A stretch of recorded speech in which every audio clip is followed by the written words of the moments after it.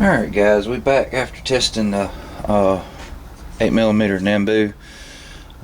Still having a lot of issues with this thing. I'm going to show you. See if I can't get a light.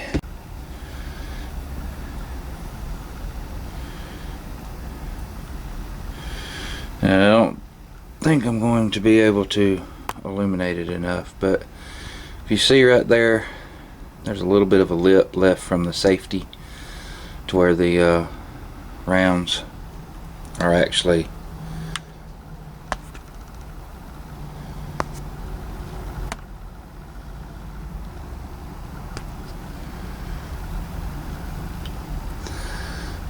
nose diving into the little lip on the safety, causing the bullets to hang up. I don't know if you can see it, but there is see all those little gold flakes.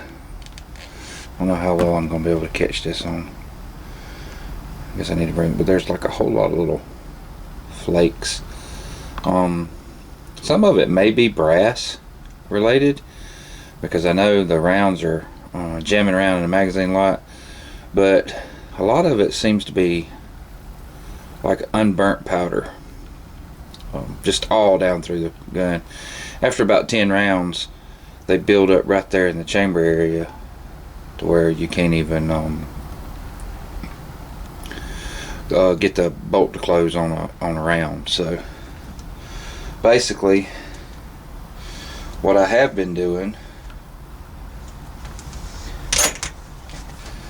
is I was using this. Precision cartridge ammo. It is the 8mm 83 grain. It's not, I don't want to badmouth the company, because the ammo does function, it does shoot, but I've not been able to get it to reliably cycle. I did keep one round to show you. You can see that little tip right there is where it's hitting on that little lip on the little, because the safety lever when I got this was broke off, so I had to put a new lever in there, and the lever leaves a little bit of little place right there. I'm going to take and contour all that down to where we're not having this issue right here where the bullets, and this is just a mild case of it. I've had some where it cuts halfway into the bullet, so when you see the slide going back, it goes back forward and this just jams into the feed ramp. It's not going anywhere. So I wasn't really happy with this ammunition. It's really underpowered. If you see, I got a lot of scratches on here. Take this edge right here off. If you can see, there's a little gap where the bullets are coming up the feed ramp and catching right here on this. And here's all the unburnt powder and little flakes of brass.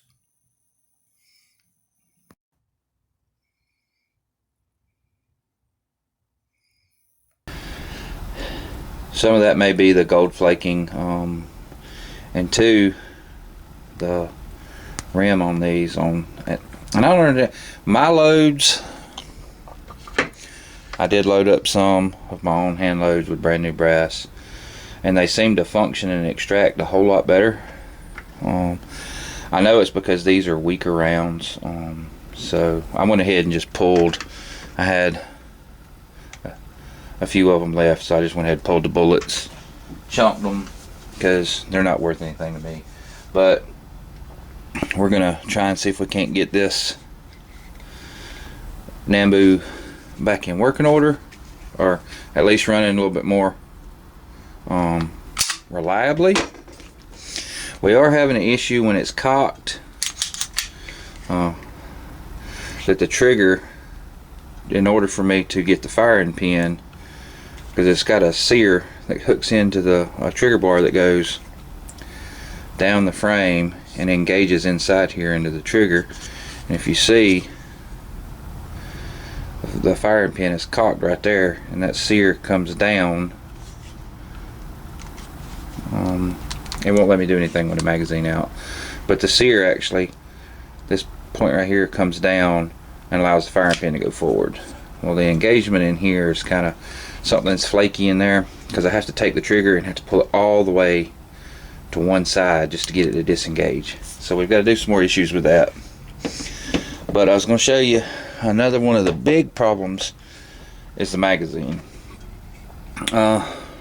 Somehow or another, before I've got it, I've got it in a little bit better, but before I've got the firearm, about this far down in, once you put about the second, third, maybe fourth case in there, it binds. So I'm going to have to go in here and expand the body out right here, and then reshape my feed lips, because if you see, it'll hold it there and everything's good. And with a loaded round,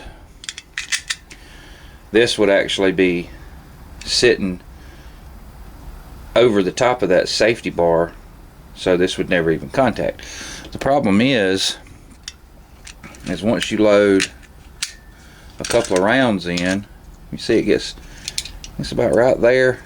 It wants to hang up, and some of it I can adjust with a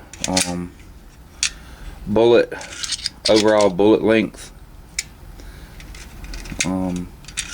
but still, you see right there, it's an issue. But if you get it down below here, it's not an issue. So you can just put your rounds in,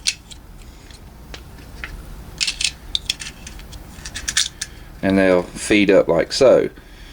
So the problem is, you see how it keeps this sitting so low, so it feeds right into that little safety bar, goes right here, so the bullet runs right into the little lip on that safety pin, and when the next round comes up, see, it jams up, and then that round sits a little bit higher, see how that is. But when it gets to the last round, where the magazine follower, the little lip comes up into this groove, it actually sits the round further out of the magazine to overcome where that little safety bar would be riding here. So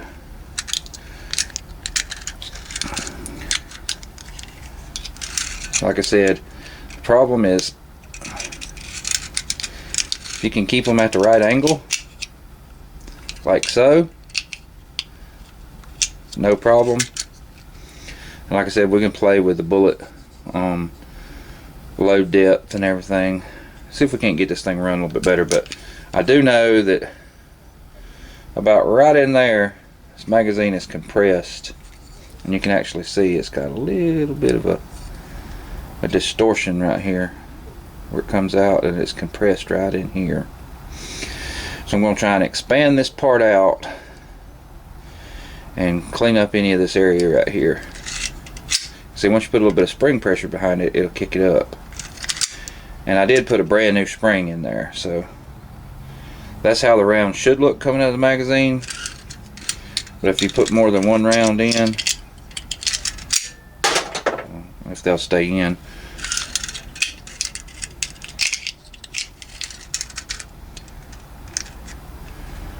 they should stay up like this. And once you start putting them in, it holds the follower down, and they stay down like this, and they should be up real high like so, and able to feed in.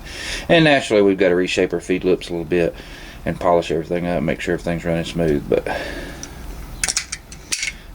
we've got to definitely address the magazine. I'm not going to buy a new magazine, because if you are able to find these things, they start about $100, and then you may have the very same condition I have here. So we're going to work on the magazine, work on the safety bar, and work on the trigger disconnect, where it couples up with the sear on the trigger bar, and see if we can't get this thing at least a little bit more reliable. I mean, single, one round at a time, or even after I've had a few with my loads, I'll run a couple in a row, and then it'll jam. Well, failure to feed, failure to extract. But with the factory stuff, it was single shot, one round, kick it out. They just didn't have enough power to cycle the bolt far enough back for it to even allow the next round to come in. like I said, some of it's with the gun, some of it's with the magazine, some of it's with ammo. So we're gonna work through it and see if we can't get it back a little bit better. Probably gonna, after I do a little bit more work on it, actually do a few videos on showing how I actually make these, because these rounds are hard. You know, the issues we have now with finding ammunition is bad enough, and if you can find this stuff back before pre-epidemic, everything that's going on with the world and everything, these were about, I don't know, $40 a box for 50. Like I said, I can't complain because that was all that was out there. There is another company that makes hand loads that I think they convert these from 40 cal 357, and they have a little bit better depth and angle on the extract, on this little rim to where the extractor catches it. I think those would probably be a little bit more reliable. But in trying to convert some, I did convert 4 or 5 of them on my press, and it's just a ton of pressure. I'd have to have some kind of larger press system to be able to do it on a larger caliber, larger scale. So I just bought some Nambu brass and from Graff & Sons, and I'll just use it. Not going to go out and shoot hundreds and hundreds and hundreds of rounds out of this thing, but you know, have a couple of 100 rounds, so if I want to go shoot it once I get it fixed, it'll be fine. I've rambled on long enough. I'll show you some pictures of what we got going on once we get it going a little bit better. Alright, I'm going.